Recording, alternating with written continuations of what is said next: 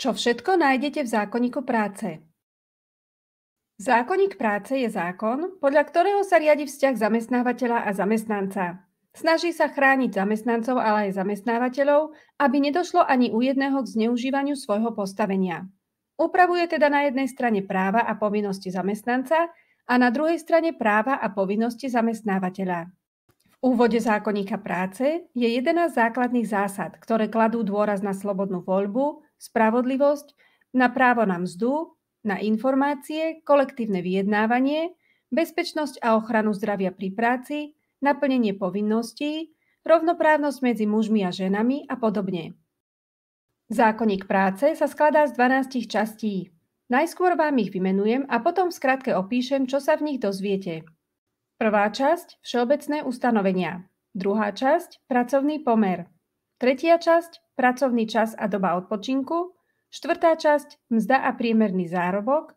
Piatá časť – prekážky v práci. Šiesta časť – ochrana práce. Siedma časť – sociálna politika zamestnávateľa. 8. časť – náhrada škody.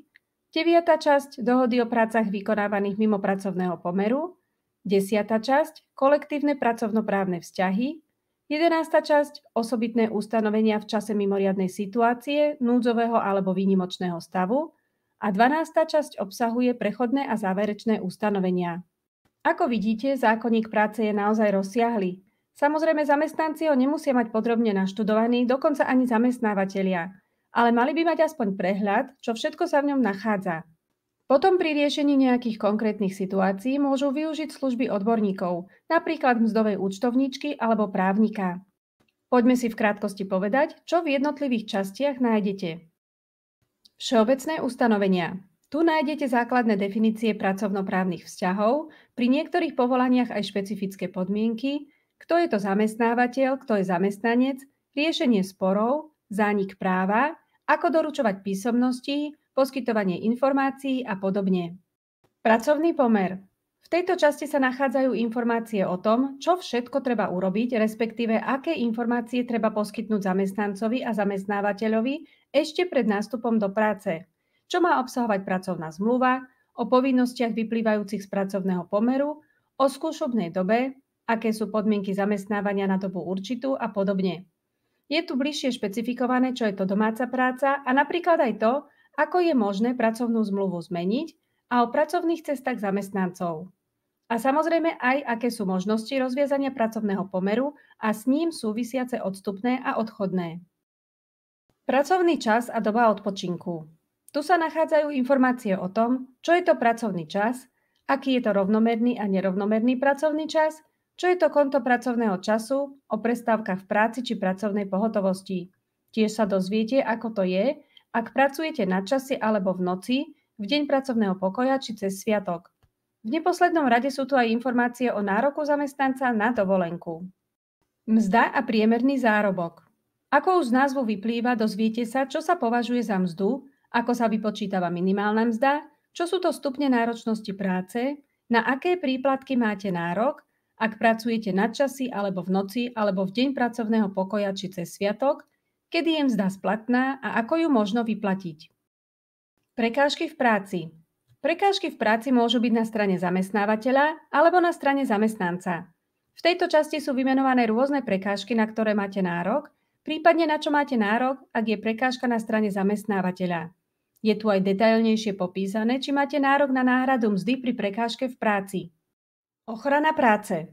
Tu sa dozviete, čo je to ochrana práce, aké povinnosti má v tejto súvislosti zamestnávateľ a aké práva a povinnosti má zamestnanec. Sociálna politika zamestnávateľa.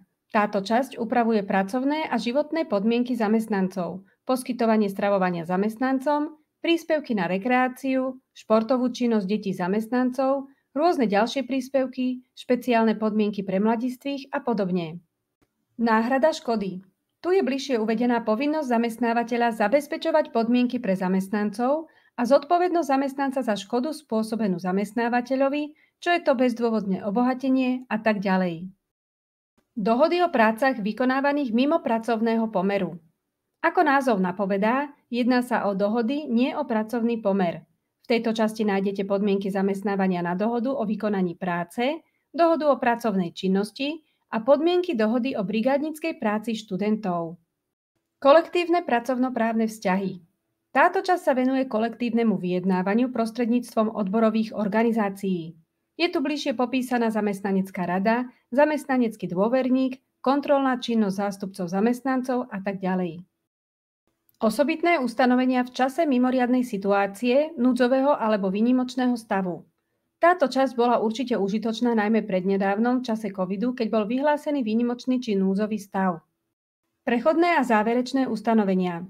Toto sú ustanovenia, ktoré sa využívajú vtedy, keď sa starý zákon, respektíve zrušený paragraf, mení na nový a povinnosti sa v určitom období prelínajú, alebo je zákon schválený od určitého dátumu, no niektoré ustanovenia nadobúdajú účinnosť neskôr.